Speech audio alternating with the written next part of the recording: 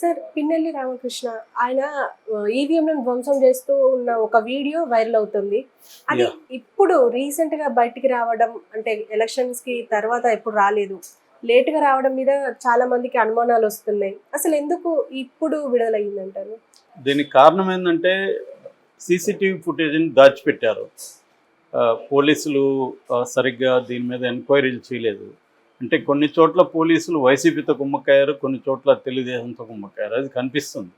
So, ఇప్పుడు SIT వేశారు. SIT వేసిన తర్వాత వాళ్ళకి అర్థమైందేమో సిట్ కూడా ఏం చెప్పిందంటే, చాలా చోట్ల సీసీటీవీ ఫుటేజ్ కలెక్ట్ చేయలేదు. కలెక్ట్ చేసినా దాన్ని పరిశీలించి వాళ్ళ మీద చర్యలు తీసుకోలేదు అని చెప్పింది. అలాగే దాదాపు 13, 1400 మంది మీద కేసులు పెట్టాల్సి ఉన్నా కూడా అంతమంది మీద పెట్టలేదు. ఏదో కొంతమంది పెట్టారు, కొంతమంది మీద నోటీసులు ఇచ్చి వదిలేశారు. 41A నోటీసులు అనేది సిట్ నిన్న 150 పేజీల నివేదికలో చెప్పింది. సో, ఇక్కడ అందుకనే ఇది ఇప్పుడు నాకు తెలిసి ఇది తెలుగుదేశం వాళ్ళకి దొరికినట్టుంది. సిట్‌కి దొరికితే వాళ్ళు బయట పెట్టరు. సో, తెలుగుదేశం వాళ్ళు మరి ఎలా సంపాదించారనేది తెలీదు. బట్ వాళ్ళు చాలా బాగా సంపాదించారని చెప్పొచ్చు, అప్రిషియేట్ చేయొచ్చు.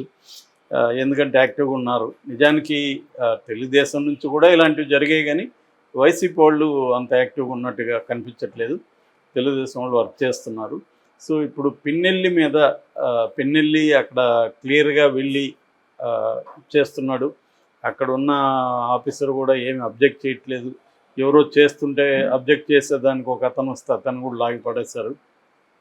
సో, క్లియర్గా అక్కడైతే పిన్నెల్లి చేసినట్టుగా వీడియోలు ఉంది. మరి దాన్ని కూడా డీప్ఫేక్ అంటారేమో తెలియదు మనకి. ఎందుకంటే ఇప్పుడు డీప్ఫేక్ అని నిజంగా జరిగితే కూడా డీప్ఫేక్ మీద తోసేయచ్చు. కానీ రేపు ఫోరెన్సిక్కి పంపిస్తారు ఖచ్చితంగా ఇలాంటిది. ఎందుకంటే కోర్టుకు వెళ్తుంది కేసు. కోర్టులో కూడా అడ్వకేట్ ఇది మాది కాదు, అతను లేడు ఆ టైంలో అక్కడ అని చెప్తారు. చెప్పినప్పుడు ఇది ఫోరెన్సిక్కి పంపిస్తారు, ఫోరెన్సిక్ సైన్స్ ల్యాబ్ ఎఫ్ఎస్ఎల్కి. సో, ఎఫ్ఎస్ఎల్లో కానీ వన్స్ ఇది దీన్నేమి మ్యానిపులేట్ చేయలేదు అని కానీ తెలిస్తే మాత్రం ఈయన ఖచ్చితంగా శిక్ష పడే అవకాశం ఉంది. మామూలుగా ప్రజా ప్రాతినిధ్య చట్టం కింద ఆల్రెడీ కేసు నమోదు చేయమని ఢిల్లీ నుంచి ఆదేశాలు వచ్చాయి. ముఖేష్ కుమార్ మీనాకి చెప్పారు వాళ్ళు. సో, ఎందుకంటే ఇది వైరల్ అయింది, ఢిల్లీకి కూడా వీళ్ళు పెట్టుంటారు అలాగూ తెలుగుదేశం వాళ్ళు. సో, అక్కడ వాళ్ళు చూసి ఇమ్మీడియట్గా దీని మీద చర్య తీసుకోండి. ఒక ప్రజాప్రతినిధి ఈవీఎంలను ధ్వంసం చేస్తే ఇంకా ఎన్నికల పరిస్థితి ఏంటి? సో, దీని మీద సీరియస్ చర్య తీసుకోమని డీజీపీకి చెప్పమని ఈయనకి ముఖేష్ కుమార్ మీనాకి ఆదేశాలు వచ్చాయి. ఆయన డీజీపీకి ఎలా చెప్తాడు. సో, డీజీపీ దీని మీద కేసు నమోదు చేసే అవకాశం ఉంది. అయితే మరి మామూలుగా అయితే 7 ఏళ్ళు వరకు జైలు శిక్ష పడే అవకాశం ఉంది దీంట్లో, ఇటువంటి కేసుల్లో. మరి ఇది పడుతుందా? ఎందుకంటే ఒకటి సీసీటీవీ ఫుటేజ్, దాన్ని మ్యానిపులేట్ చేశామని చెప్తారు. అది ఎట్లాగో ఎఫ్ఎస్ఎల్ నుంచి వస్తుంది.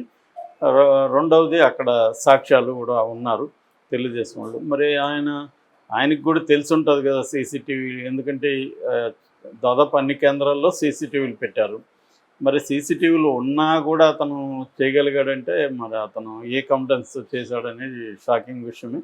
సో, ఇదైతే బయటకు వచ్చింది. ఇప్పుడు దీని నుంచి తెలుగుదేశం వాళ్ళు ఒక ఆందోళన వ్యక్తం చేస్తున్నారు. స్ట్రాంగ్ రూముల దగ్గర కూడా భద్రత సరిగా లేదు అని ఈసీకి చెప్తున్నారు. బట్ ఈసీ స్ట్రాంగ్ రూముల దగ్గర భద్రత ఎలాంటి భద్రత ఉందో డీజీపీ నిన్న విడుదల చేశాడు. దాదాపు 350 స్ట్రాంగ్ రూములు ఉన్నాయి ఆంధ్రప్రదేశ్లో.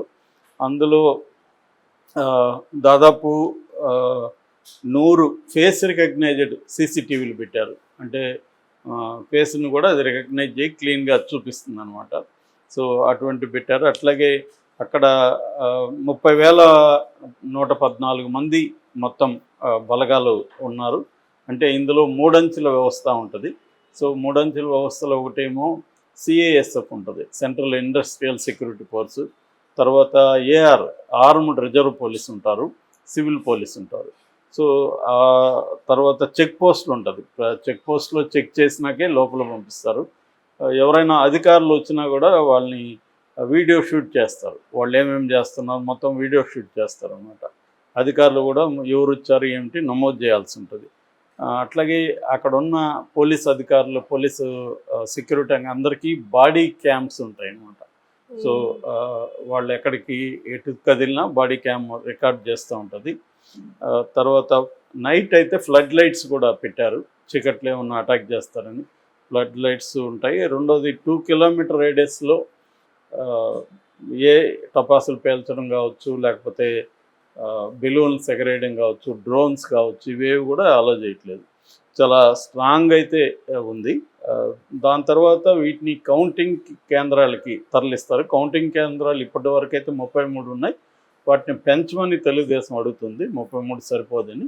పెంచే ఆలోచనలో కూడా ఈసీ ఉన్నట్టుగా తెలుస్తుంది.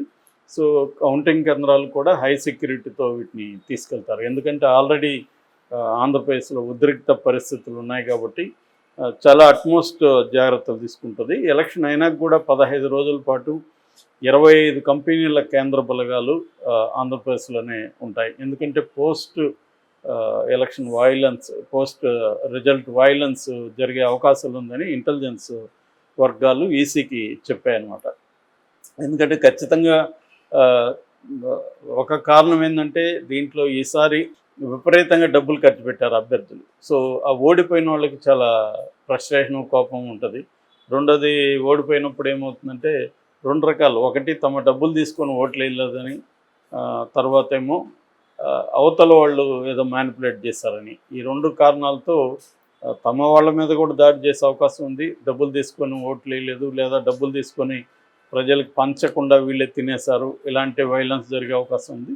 రెండోది, ప్రత్యర్థి గెలిచిన వాళ్ళు ఓడిన వాళ్ళ మీద వైలెన్స్ చేసే అవకాశం ఉంది. ఎందుకంటే గెలిచిన వాళ్ళదే వాళ్ళ ప్రభుత్వం వస్తుంది కాబట్టి ఓడిన వాళ్ళు గతంలో వాళ్ళ మీద ఏమన్నా దౌర్జన్యాలు చేస్తుంటే దానంతా ఇప్పుడు తీర్చుకుంటారు వాళ్ళు. అధికారులు కూడా ఎట్లాగూ అధికారంలో ఉన్న ప్రభుత్వానికి అనుకూలంగానే బిహేవ్ చేస్తారు. ఆల్రెడీ మనకి చంద్రగిరిలో ఇదే డైలాగ్ వెర్షన్ కూడా వినపడింది. పులవర్తి నాని భార్య ఇదే మాట చెప్పింది పోలీస్ స్టేషన్కి ఎదురు. మాకు ఎందుకు న్యాయం చేయట్లేదు, వాళ్ళని మేము చూపిస్తూ ఉంటే కూడా ఎందుకు అరెస్ట్ చేయలేదని పోలీసుని అడిగితే 4వ తేదీ వరకు వెయిట్ చేయండి అమ్మా, మీ గవర్నమెంట్ వస్తే మేము చేస్తామని చెప్పారని చెప్తుందాము ఓపెన్గా. అంటే క్లియర్గా ఏంటంటే అధికారంలో ఏ ప్రభుత్వం ఉన్నా కూడా ఎక్కడైనా, ఆంధ్రప్రదేశ్ అనే కాదు దేశంలో ఎక్కడైనా కూడా పోలీసులు ఏంటంటే వాళ్ళకి అనుకూలంగా ప్రవర్తిస్తారు. రేపొద్దున వాళ్ళు తమకు ఎక్కడ పనిష్మెంట్ ఇస్తారో, తమను ఎక్కడ పనికిమాలిన ఏరియాలకి ట్రాన్స్ఫర్లు చేస్తారు, లేకపోతే ఏమన్నా ఇబ్బంది పెడతారు అన్న భయం పోలీసులకు ఉంటుంది. అందుకని జనరల్గా ఆల్ సిస్టమ్స్ కూడా పొలిటికల్ సిస్టమ్ కంట్రోల్లో పనిచేస్తుంటాయి. పొలిటికల్ సిస్టమ్ ఏమో ఎకనామిక్ సిస్టమ్ దగ్గర ఉంటుంది మళ్ళీ ఫైనల్గా. సో అలా వ్యవస్థలు నడుస్తుంటాయి. సో అందుకని ఇప్పుడు ఆంధ్రప్రదేశ్లో ఈ ఈవీఎంలది ఇదే కాకుండా ఇంకొక 7 సెంటర్లో కూడా మాచర్ల ఏరియాలో ధ్వంసం జరిగినట్టుగా చెప్తున్నారు. ఇంతకుముందు మనకి బ్యాలెట్ ఉండేటప్పుడు కూడా ఇవి జరిగేవి, ఎత్తుకొని వెళ్ళిపోయారు, తర్వాత ఇంకు పోసేసేవాళ్ళు, ఇలాంటివి అప్పుడు కూడా జరిగేది. నిజానికి అప్పుడుతో పోలీసు తగ్గినాయి ఇప్పుడు. ఎందుకంటే ఒకటి సీసీటీవీలు ఉండడం, తర్వాత సెక్యూరిటీ అది పెంచడం, ఇవన్నీ జరిగాయి. బట్ ఇక్కడ సెక్యూరిటీ కూడా ఏం లేదు ఇక్కడ మనం చూస్తే. ఎందుకంటే పోలీసు వాళ్ళుగా వచ్చినట్టు కానీ ఏమి కూడా కెమెరా లేదు. బయట కెమెరాలు లేవా, ఆ ఫుటేజ్ ఏమైంది అనేది కూడా తెలియదు. రెండవది, అన్నిటికంటే ఇంపార్టెంట్, ఇన్ని రోజులు ఎందుకు ఈ ఫుటేజ్ బయటికి రాలేదు, వీళ్ళకి ఎలా దొరికింది అనేది కూడా నిజానికి ఎలక్షన్ కమిషన్ ఆరా తీయాల్సింది. ఎందుకంటే ఇది బయటికి వెళ్ళడం కూడా నేరం కదా, వేరే పార్టీల దగ్గరికి వెళ్ళడం కూడా కరెక్ట్ కాదు కదా.